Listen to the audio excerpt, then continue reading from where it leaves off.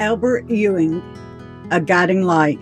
Today we gather not just to remember a man, but to honor a witness, one who stood quietly at the edges of history and yet gave us a gift that echoes through the generations. His name was Albert Ewing, born in 1870 in Ohio, and though he passed from this world in 1934, his eyes still speak to us. They speak through the lens of a camera, through the fragile silver of glass plate negatives, through the faces of men, women, and children who would otherwise be lost to time. Albert Ewing was not a man of fame or fortune. He did not keep company with kings, nor did he dwell in grand city studios. No, he was a traveler, an itinerant photographer who carried with him not only the heavy tools of his trade, but the light of purpose.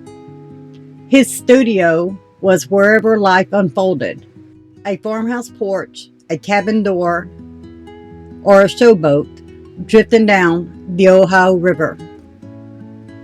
His darkroom was sometimes no more than a makeshift corner in a small town shop. Yet from these humble places, he produced work of immeasurable worth.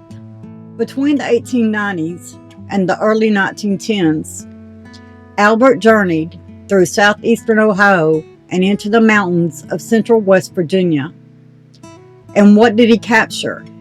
Not generals, not politicians, not magnates of industry. No, his lens was fixed upon the everyday soul. He photographed farmers, mothers, and children with solemn faces and calloused hands. He recorded the dignity of poverty, the quiet grace of hard work, the resilience carved into the brows of Appalachia's people.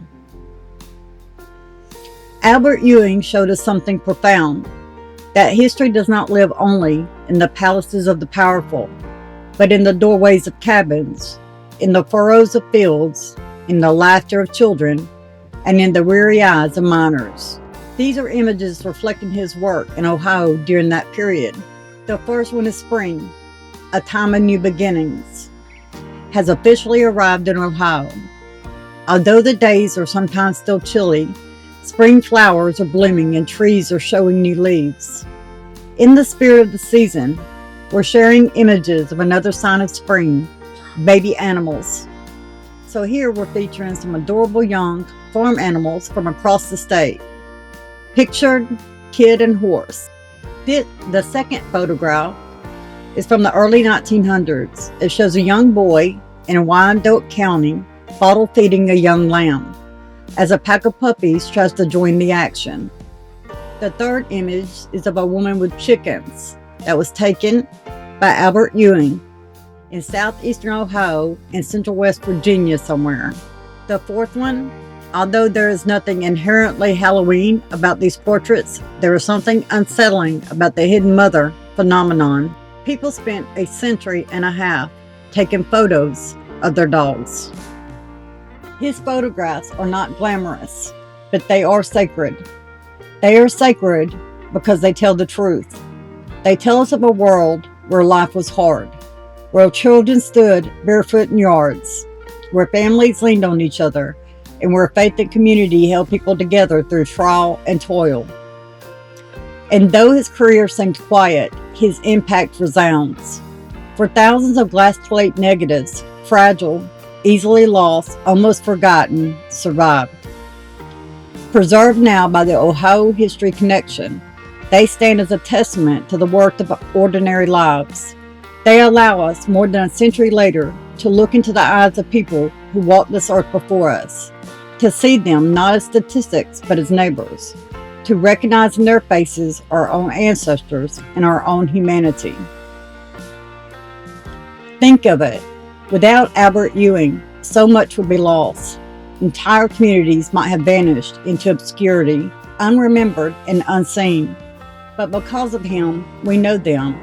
We see their faces, and in their faces we find ourselves. Albert Ewing was more than a photographer. He was a keeper of memory, a chronicler of a vanishing world, a visual historian whose quiet dedication ensured that no life, however humble, would be forgotten. He moved further south. His photographic journey took him into the more rugged terrain of central West Virginia. While the specific details of his movements are not fully documented, his later work shows a continued focus on rural life, likely including emerging coal communities and the isolated mountain families. The Leap Year Club was photographed by him 1896 to 1912. This is two women posed for a winter photograph. A portrait of 5 unidentified women seated outdoors, and 2 women seated in a prop boat with an artistic backdrop. Today, his work calls to us. It reminds us that history is not only the story of great battles or mighty rulers. It is the story of families, of children holding lambs, of women with their chickens, of communities gathering in joy and in sorrow. It is the story of Appalachian hills and the Ohio River valleys, spoken not in words but in images that endure. And perhaps the greatest lesson Albert leaves us is this: every life matters, every face is worth remembering, and every story is sacred. So today, let us honor him. Let us honor the man who walked with his heavy camera through the hollers and river towns, not seeking fame, but bearing witness.